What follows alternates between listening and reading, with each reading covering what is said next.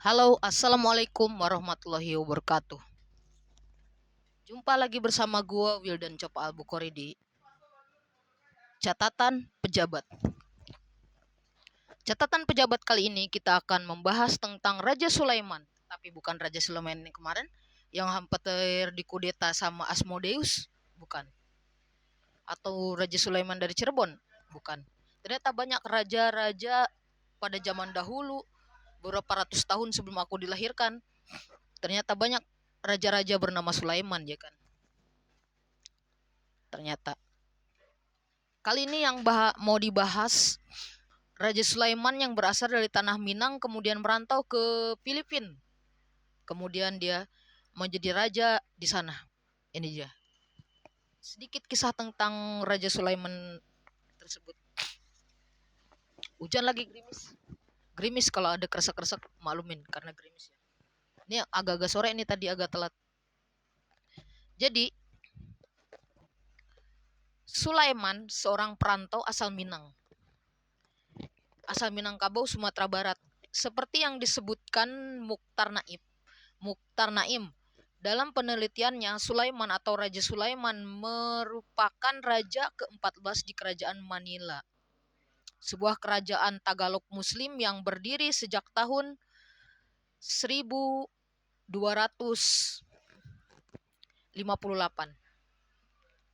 Pada pertengahan abad ke-16, wilayah Manila dipimpin oleh tiga pemimpin besar, yaitu Raja Sulaiman, Raja Matanda dan Raja Lakandula.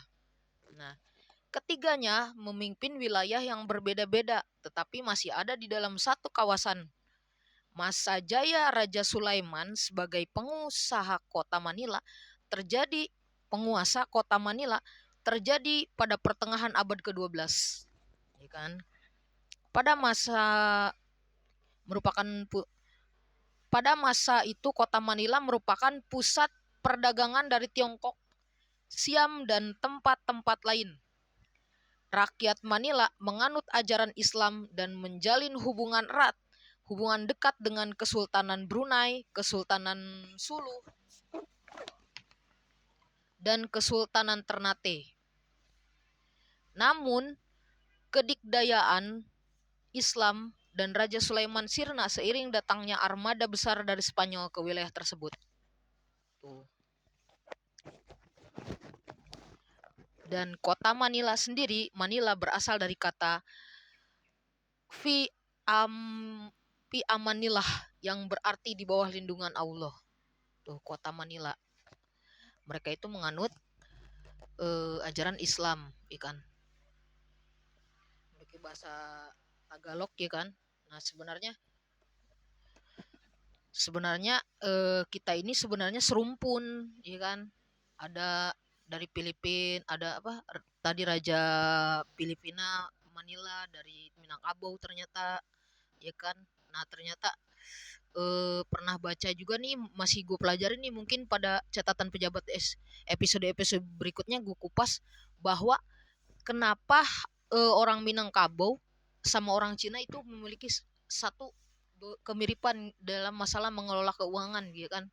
Ternyata mereka masih punya nenek moyang yang sama, garis keturunan nenek moyang yang sama, ikan. Nah, yang sering mungkin pernah yang penonton setia catatan pejabat pernah sering dengar gue mengatakan bahwa yang gue ambil dari apa? Dari pelajaran dari orang-orang Minang, ya kan? Ada satu kata yang sering digaungkan sama mereka, yaitu jangan jadi ekor gajah, jadilah kepala semut. Nah, itu gue sekarang masih jadi karyawan nih di warung apresiasi, tapi tiap hari Minggu gue jualan di depan Wapres buat bikin angkringan pejabat. Lumayan sehari bisa maksudnya setiap kali buka lapak tuh dari sore sampai malam jam 10 lah bisa dapat 200 150 paling kecil, ya kan. Nah, itu gue ngambil pelajaran dari sana. Kalau kata orang Cina bilang, jadilah apa, ekor singa jadilah kepala singa, jangan jadi ekor naga, ya gitu kan. Nah, kalau di Minang itu jadilah kepala semut jangan jadi ekor gajah, ya kan? Karena kalau jadi ekor gajah, walaupun di perusahaan besar statusnya tetap karyawan, ya kan? Nah, kalau jadi kepala semut walaupun di tempat kecil itu kita bosnya gitu. Kita yang bisa apa? Ngatur segala hal ini harus kayak gimana, ini harus kayak gimana, ini harus kayak gimana gitu kan. Nah, beberapa banyak untuk mengelola keuangan itu gue belajar dari banyak hal. Tadi seperti itu bahwa kita harus punya usaha walaupun kecil, punya usaha sendiri. Sekarang bikin angkringan pejabat ya kan. Terus dari cara mengelola keuangan kita gaji tuh dikit. Terus kita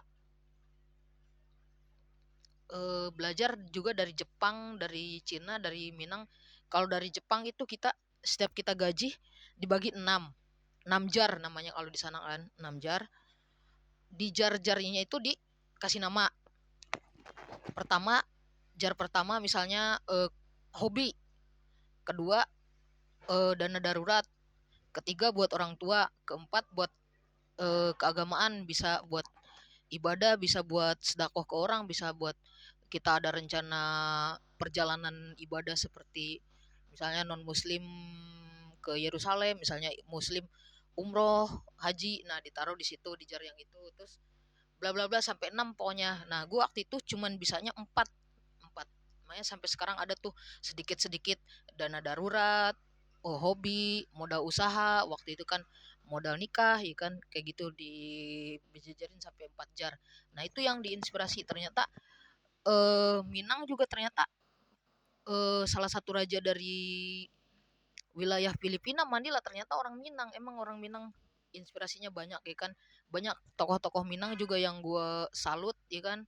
Dari waktu itu penguasa Senen Jakarta ya kan, ada 3 tokoh dari Minang ya kan, gue baca-baca.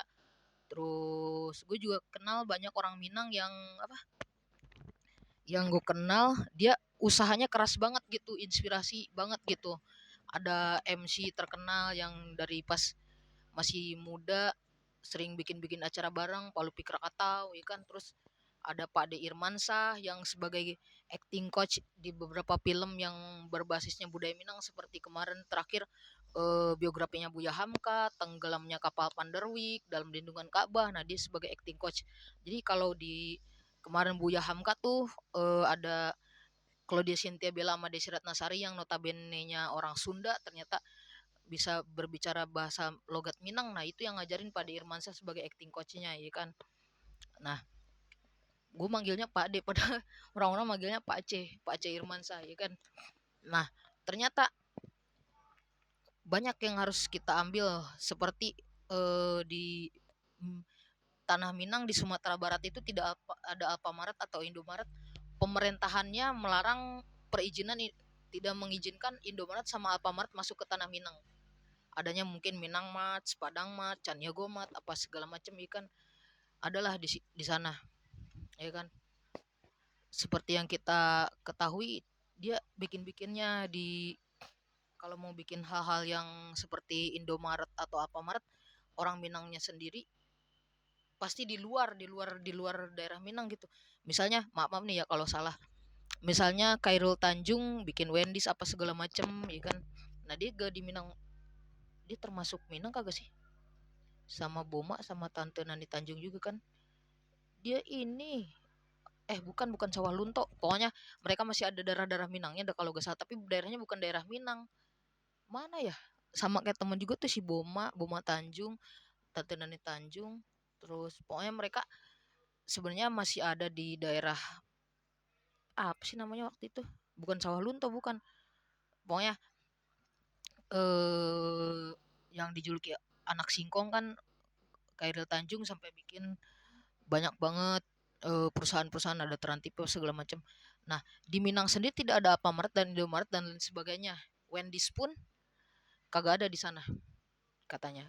Pas gue tanya nih sama Palupi sama Boma, emang ada ya di sana, benar ya gak ada Alfamart?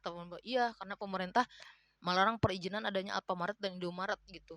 Pas gue pulang gue sedih, di rumah gue yang tadinya sawah-sawah sekarang Alfamart, Indomaret, entah pabrik apa, ya Allah kata gue. Gitu dah ya kan. Nah karena ini gue bikin kontennya sore dan setelah ini gue harus menjadi ekor gajah di warung apresiasi. Jadi gue harus menjadi posisinya menjadi ekor gajah dulu ya kan, selama seminggu nih jadi ekor gajah dari Senin sampai Sabtu ya, dari seminggu baru jadi kepala semut ya kan. Nah, konten ini gue cukupkan sekian dari gue, semoga bermanfaat. Jika ada salah-salahnya berdiskusi aja di kolom komentar, tidak apa-apa. Jika ada benarnya itu adalah hidayah dari Allah Subhanahu wa taala. Karena catatan pejabat ini merupakan bentuk dari gue belajar banyak hal tentang apapun, entah tentang agama, agama yang ilmunya masih sedikit-sedikit juga nih gue, tentang agama, tentang hal-hal sejarah, mistis dan lain sebagainya yang ada di catatan pejabat ini. Kalau ada yang salah, oh enggak, itu harusnya seperti itu, dan nah, itu boleh koreksi dan berdebatlah di kolom komentar ya kan, jangan ragu-ragu. Yang ramai kayak di Instagram ya kan, sampai menghujat juga gak apa-apa, yang penting bisa diambil nilai positifnya. Cukup sekian dari gua, semoga kita dipertemukan lagi dalam keadaan sehat walafiat. Cukup. Wassalamualaikum warahmatullahi wabarakatuh.